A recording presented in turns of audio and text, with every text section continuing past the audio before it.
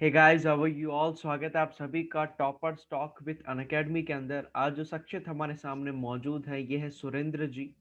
RSM SSB द्वारा जो exam conduct किया गया था एलडीसी का, उस एग्जाम में इन्होंने 670वीं रैंक हासिल की है। काफी मेहनती है ये। एक वीडियो ये ऑलरेडी डाल चुके हैं कि किस प्रकार से, कौन से बैकग्राउंड से ये आते हैं, किस प्रकार से इन्होंने पढ़ाई की, सारी चीजें। आज जो हम पैटर्न के बारे में डिस्कस करने वाले हैं कि एग्जाम का पैटर्न किस प्रकार से रहता है और किस प्रकार से हम पढ़ाई कर सकते हैं, कौन से सब्जेक्ट को ज़्यादा वेटेज देना चाहिए हमको, टाइपिंग की तैयारी कैसे की जानी चाहिए, सारी चीज़ें हमको बताएंगे। सुरेंद्र जी बताइए कि किस प्रकार से एग्जाम का पैटर्न रहता है, कितने कितने क्वेश्चंस आते हैं, टाइपिंग की तैयारी किस प्रकार से करनी चाहिए और कितना ड्यूरेशन मिलता है हमको टाइपिंग के लिए। हाँ सर, इसमें मेरे दो एग्जाम लगते हैं सर। पहली तो बात तो ये दो एग्जाम लगते हैं। एक ही दिन लगते हैं दो पेपर।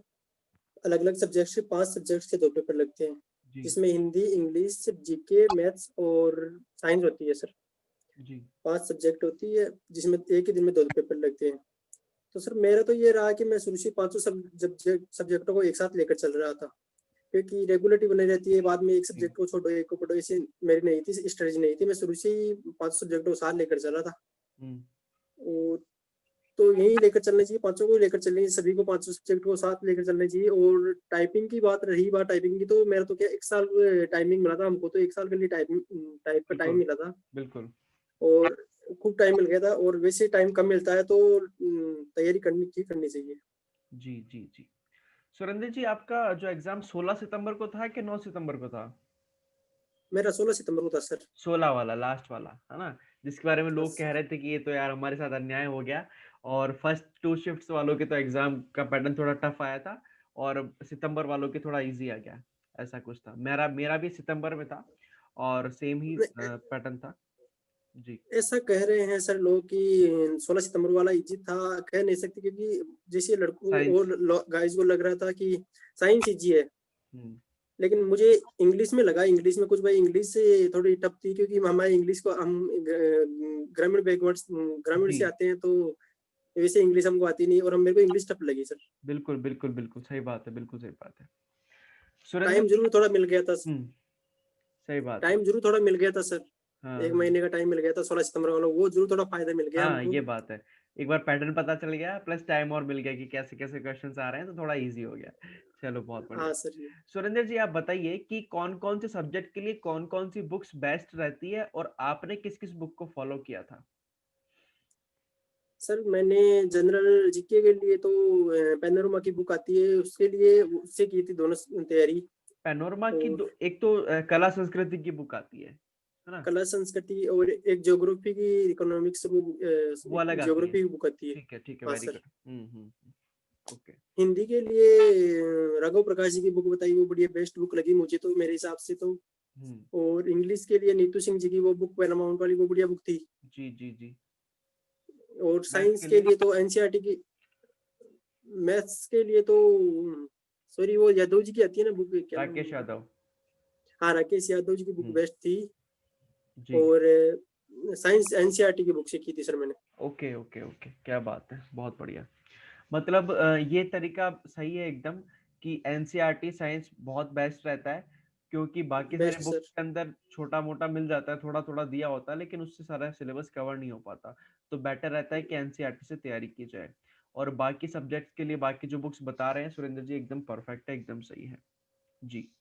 सुरेंद्र जी, आप बताइए कि आपका रूटीन क्या रहता था, कि किस प्रकार से तैयारी करनी है, कि चलो जैसे कि आप बता रहे कि आप सारे सब्जेक्ट को एक साथ लेके चलते थे, तो क्या रूटीन रहता था, कितने कितने घंटे आप डेडिकेट करते थे प्रत्येक सब्जेक्ट के लिए? और इंग्लिश में क्या क्या समस्याएं आपको फेस करनी पड़ी, जैसा कि आप बता रहे हैं कि ग्रामीण परिवेश से आप बिलोंग करते हैं, तो एक व्यक्ति जो ग्रामीण परिवेश से आता है उसके लिए इंग्लिश बड़ी डिफिकल्ट होती है, तो कैसे हम उसको कॉप अप कर सकते हैं?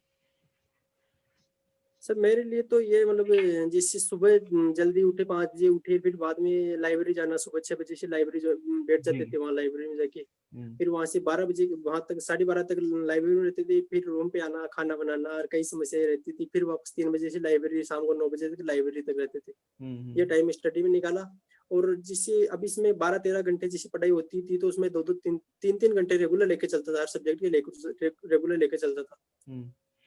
और मेन रही बात इंग्लिश की, तो इंग्लिश में क्योंकि हम ग्रामीण प्रवेश से आ रहे हैं तो जी, दिक्कत होगी ही, क्योंकि जी, शुरू से हमें ये वही टफ लगती है, सबसे बड़ी टफ समस्या वही रहती है हमारे लिए, क्योंकि इंग्लिश नहीं है, या फिर ये धारणा बनाती जाती है हमारी शुरू से ही कि इंग्लिश बहुत टफ है। गाँव में यही चीज़ सबसे लगती है सभी को, वही बिल्कुल, इंग्लिश टफ है। बिल्कुल, बिल्कुल। तो वहाँ जाकर हमने की कोशिश सर इंग्लिश सीखने की धीरे-धीरे। लेकिन जी, फिर वो बात बैठी नहीं, क्योंकि इंग्लिश में हमारे मेन पेपर में भी वही दिक्कत आई हमारी। बिल्कुल, बिल्कुल, बिल्कुल। अगर तैयारी कोचिंग करते तो कुछ ज़्यादा फ़ायदा मिलता, क्योंकि कभी कोचिंग की नहीं थी इंग्लिश की, अगर तैयारी करते तो फ़ायदा मिलता।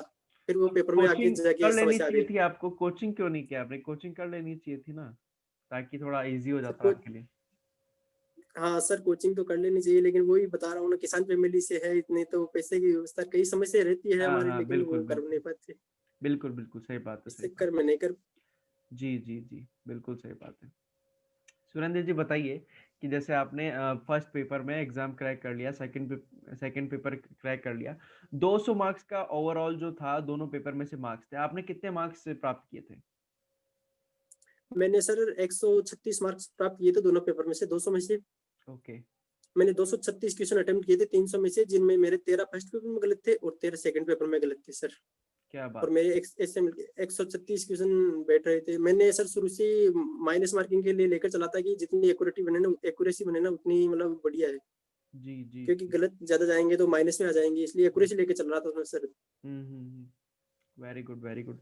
और टाइपिंग में आपने कितने मार्क्स प्राप्त किए? टाइपिंग में मेरे सर 99 मार्क्स। क्या बात है, क्या बात है! मतलब 236 235 मार्क्स आपने प्राप्त कर लिए और इस वज़ह से आपको अभी किस डिपार्टमेंट में कार्य कर रहे हैं आप? मैं sir industry CI commissioner industries में हूँ सर, अभी जयपुर में ही हूँ। मेरी या ओके, होम डिस्ट्रिक्ट मिल गया मेरे को, बढ़िया रैंक के फायदा मिल गया इसलिए। क्या बात है, क्या बात है! सुरेंद्र जी कैसा एक्सपीरियंस है आपका जिस डिपार्टमेंट में अभी आप हैं? कैसा वर्कलोड रहता है? कैसा टाइमिंग रहता है? और मतलब किस प्रकार का एक्सपीरियंस रहा है आपका अभी तक? सर टाइमिंग तो 9:30 से 6 बजे तक रहता है, लेकिन बहुत बढ़िया शानदार डिपार्टमेंट है सर। लोगों के मतलब हम लोगों के काम ही आ सकते हैं सर, किसी को फायदा ही मिलेगा हमारी वजह से, किसी को नुकसान होने वाला नहीं है। ये डिपार्टमेंट ऐसा डिपार्टमेंट है, कौन-सा मतलब कई इंडस्ट्रीज़? बार। हाँ सर, इंडस्ट्रीज उद्योग विभाग है हम, जहाँ उद्योग लोगों विभाग। के हम काम ही आएंगे। हाँ सर। जी, जी, जी। क्या बात है, और क्या बात बहुत शानदार डिपार्टमेंट है सर। Okay, okay, okay. ठीक है। तो आपका मंडे टू सैटरडे रहता होगा या सैटरडे छुट्टी रहती है आपकी? सैटरडे छुट्टी, 5 डे वीक रहता है सर, मंडे टू फ्राइडे है सर। मंडे टू फ्राइडे रहता है। Very good, very good. हाँ सर। बहुत अच्छे। सुरेंद्र जी एक चीज़ बताइए कि जैसे कि ये तो आपको एग्ज़ाम के बारे में बताया आपने। टाइपिंग की तैयारी कैसे की थी? क्योंकि हिंदी की टाइपिंग थोड़ा डिफ़िकल्ट पड़ती है। इंग्लिश तो फिर भी लोग कर लेते हैं। हिंदी में मार्क्स लाना थोड़ा डिफ़िकल्ट पड़ता है सभी के लिए। तो कैसे आपने हिंदी की तैयारी की? और कैसे आपने टाइपिंग को टाइम दिया? कितना टाइम दिया? कहाँ से आपने कोचिंग की? और टाइम काफ़ी मिल गया था वैसे 1 साल का टाइम था, तो इनफ होता है वैसे तैयारी के लिए। काफी टाइम। किस प्रकार से आपने अपनी तैयारी को दिशा दी थी? मैंने सर हिंदी और एफिशिएंसी की टाइपिंग के लिए कोचिंग ज्वाइन की थी, यहाँ जोटोड़ा में ही है, रिद्धि सिद्धि नाम से कोचिंग, उसमें कोचिंग ज्वाइन की थी मैंने सर। और उन्होंने सर ने सिखाया था, मतलब टाइपिंग करना हर चीज उन्होंने, एफिशिएंसी भी उन सर ने ही सिखाई थी, बहुत बढ़िया एफिशिएंसी सिखाई थी उन सर ने। हुँ, और रही बात टाइम की, तो हम 8 से 10 घंटे टाइप करते थे, क्योंकि पहले पता नहीं था भाई इतना टाइम लग जाएगा इसमें, जी। कम से कम 1 साल का टाइम लग गया, पहले पता नहीं था। हुँ, और खूब टाइपिंग की सर, 1 साल टाइपिंग की थी, इसलिए बढ़िया मार्क्स मिल गए, 99 मार्क्स मिल गए सर टाइपिंग में। बिल्कुल, बिल्कुल सही बात है। कल ही मैं क काफ़ी लोगों से बात कर रहा था, काफ़ी स्टूडेंट से मेरी बात हुई, तो बता रहे थे कि सर हमको मतलब पढ़ाई तो की हमने लेकिन हमको फिर भी दूर-दूर मिला है, हम बाड़मेर से बात कर रहे हैं और बड़ी मतलब ऐसी स्थिति हो रही है कि हम घर पे भी नहीं जा सकते हैं क्योंकि छुट्टियाँ होती है 2 दिन की, 1 दिन तो जाने में लग जाता है हमारा, 1 दिन आने में लग जाता है, तो कहाँ रुके, क्या करें? तो बहुत ही मतलब लाचारी में थे वो और बहुत ही कोशिश कर रहे थे कि किसी भी प्रकार से परिवेदना का निस्तारण हो जाए या और कुछ हो जाए, किसी प्रकार से हम घर पहुँच जाएँ। लेकिन हाँ, आपने बताया कि आपने टाइपिंग में बहुत अच्छा स्कोर किया, इस वज़ह से आपको गृह जिला मिल गया। सही बात है, बिल्कुल सही बात है। सुरेंद्र जी आप हमारे स्टूडेंट्स को क्या बताना चाहेंगे कि टाइपिंग करते वक़्त क्या-क्या, किन-किन बातों का ध्यान रखना चाहिए? और एग्ज़ाम हॉल में जब हम होते हैं टाइपिंग के पहले, तो क्या-क्या बातों का ध्यान रखना चाहिए? मेरे हिसाब से तो सर यही रहती है कि पहले तो एक टाइपिंग बढ़िया एजुकेशन से कोचिंग से टाइपिंग सीखनी चाहिए, क्योंकि सबसे बड़ी समस्या ये आती है कि लोग खुद से सीखने लग जाते हैं, बिल्कुल। खुद ही प्रैक्टिस करने लग जाते हैं। हम इसे जो भी एक कोचिंग वाला होता है वो आपको बेस्ट चीज़ बताता है, जैसे जी। हाथ ऊपर रखना, कईयों की समस्या आती है, बाद में टाइपिंग बैठती नहीं है। पहले तो थोड़ी बहुत स्पीड आ जाती है, लेकिन बाद में पूरी बढ़ नहीं पाती। हुँ। कोचिंग बढ़िया करनी चाहिए, और मेरा सौभाग्य यही रहा कि मैंने बढ़िया कोचिंग जॉइन कर ली सर, शुरुआत से ही कोचिंग जॉइन करके बढ़िया मार्क्स प्राप्त किए हैं। जी। और सभी से यही कहना चाहूँगा मैं तो कि अगर कोई टाइपिंग की तैयारी कर रहा है तो कोचिंग जॉइन कर लो पहले, और सीखो, बढ़िया एफिशिएंसी सीखो, हुँ। क्योंकि उससे आप मैक्सिमम मार्क मतलब जैसे 100 में से 99 प्राप्त किए ना मैंने मार्क्स, जी, तो जी। इससे प्राप्त कर सकते हैं, और स्कोर जैसे होम डिस्ट्रिक्ट मिल सकता है, आपको बढ़िया जगह जॉब मिल सकती है। जी, जी, बढ़िया और वहाँ डिपार्टमेंट मिल एग्जाम सकता है। हो, बिल्कुल। और एग्जाम हॉल की में तो बहुत हेजिटेशन रहता है, जिसकी आप अगर 100 बच्चों के बीच में पहले से प्रैक्टिस रखोगे हुँ। तो उससे आपको बहुत फायदा मिलता है सर। हुँ। यही जैसे टेस्ट सीरीज अपन पेपर में टेस्ट सीरीज ज्वाइन करते हैं, वैसे ही अगर इसमें भी टेस्ट सीरीज ज्वाइन करेंगे ना, तो वही फायदा मिलेगा सर, जैसे पेपर का फायदा मिलता है वैसे ही इसमें मिलेगा फायदा। बिल्कुल। कई लोगों से मैंने बात की थी, वो बोल रहे थे कि सर टाइपिंग का एक्सपीरियंस तो ऐसा रहता है कि जैसे हम एग्ज़ाम हॉल में जब बैठते हैं, तो आधे लोग तो इसी हेजिटेशन और इसी डर के मारे आउट हो जाते हैं, बाहर हो जाते हैं। क्योंकि जब ऐसे सारे के सारे लोग टाइपिंग करने बैठते हैं, तो ऐसी आवाज़ आती है जैसे लोहे के चद्दर के ऊपर ओले गिर रहे हों, ठक, ठक, ठक, ठक, ठक, ठक आवाज़ें आती रहती हैं, तो बड़ा डिफ़िकल्ट रहता है। तो इसकी तैयारी आपको पहले से करनी चाहिए। ये तैयारी आप ये माहौल हाँ, आपको कहाँ मिल सकता है?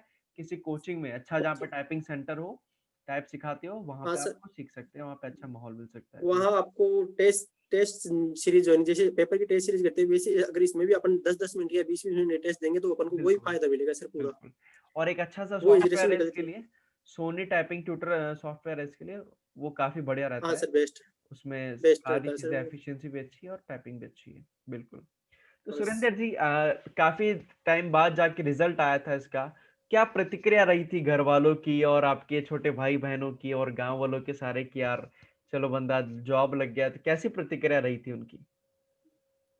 सर आज 1 साल हो गए हैं इसका रिजल्ट आए हुए। पिछली बार धनतेरस को ही रिजल्ट आया था, घर वालों बिल्कुल, में बहुत बिल्कुल। खुशी हुई थी, क्योंकि घर वालों के लिए एक दीपावली का एक गिफ्ट ही हो गया था सर, घर सही वालों के बात लिए। है, बिल्कुल सही बात है। और गांव में भी बहुत ज्यादा सब लोग खुश हुए थे, क्योंकि फैमिली के करते हैं ना सभी, गांव में तो क्या सब फैमिली की तरह रहते हैं। जी, सिटी वाला माहौल नहीं है, गांव में सब बहुत ज्यादा खुश हुए थे जी। इसलिए। जी। बिल्कुल, बिल्कुल सही बात है। तो तब जब फाइनल जॉइनिंग आई, आपकी पोस्टिंग फाइनल आई, तो आपको जॉइन कौन करवाने कौन-कौन गया था आपके साथ में या आप अकेले गए थे? और जब लौट के आए तो कैसा माहौल था? कितनी खुशी थी घरवालों के चेहरों पे? कुछ बताइए। सर मेरे साथ में ज्वाइन करने गया था तो मेरे पापा साथ में थे, वो खूब ज्यादा खुश थे, बहुत ज्यादा खुश थे, पापा भी फैमिली भी। और वापस आए तो क्या पार्टी बात! थी घर में, पार्टी का माहौल, पार्टी की थी, सबने सबके लिए पार्टी का आयोजन दाल-बाटी किया था चूरमा। सर। हाँ सही सर, बात वही है। था। गाँव में राजस्थान तो में यही चलता है। काफ़ी फ़ेवरेट है खान-पान दाल-बाटी चूरमा हाँ, और वो काफ़ी अच्छा रहता है। Very good. हाँ, जैसे हमारे सभी परिवार के लोग एकत्रित होके सबके लिए वो हुआ था, पार्टी थी एक। जी। बहुत अच्छे, बहुत अच्छे। सुरेंद्र जी काफ़ी मज़ा आया आपसे बात करके।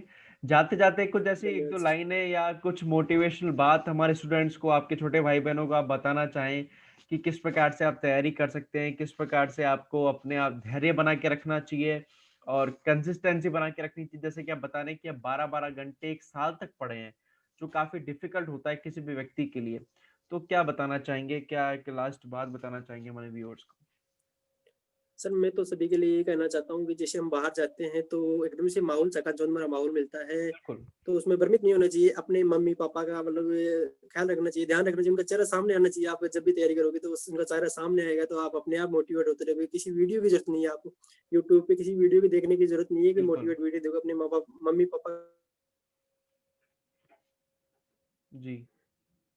अपने आप ही आपको मोटिवेशन मिलता रहेगा सर। जी। मोटिवेशन बाहर से नहीं, खुद ही के अंदर से आना चाहिए और जब मोटिवेशन खुद के अंदर से आएगा, तो बाहरी किसी भी मोटिवेशन की ज़रूरत नहीं पड़ेगी किसी को भी। बहुत-बहुत धन्यवाद सुरेंद्र जी आपका। आपने अपना कीमती वक़्त हमारे साथ साझा किया और अपने विचार हमारे समक्ष रखे। जो भी स्टूडेंट्स हैं, जो भी विद्यार्थी तैयारी कर रहे हैं, उनको काफ़ी बेनिफिट होगा आपकी बातों से, आपके टेक्नीक से और वो काफ़ी ज़्यादा अच्छा फ़ील करेंगे और काफ़ी ज़्यादा उनको हेल्प मिलेगी। बहुत-बहुत ठीक है धन्यवाद। सर, ओके सर, ठीक है अगली सर। कड़ी में थैंक यू मिलेंगे हम सर। ऐसी ही शख्सियत से, जो आपको मोटिवेट करेगी, जो आपको अपना एग्ज़ाम का एक्सपीरियंस बताएगी ताकि आप एग्ज़ाम में बेहतर तरीके से परफ़ॉर्म कर पाएँ। धन्यवाद आप सभी को, धन्यवाद सुरेंद्र जी आपको भी। और हम आपके बेहतर भविष्य के लिए कामना करते हैं और कामना करते हैं कि आप और भी थैंक यू बुलंदियों सर। को छुएँ। धन्यवाद। Thank you.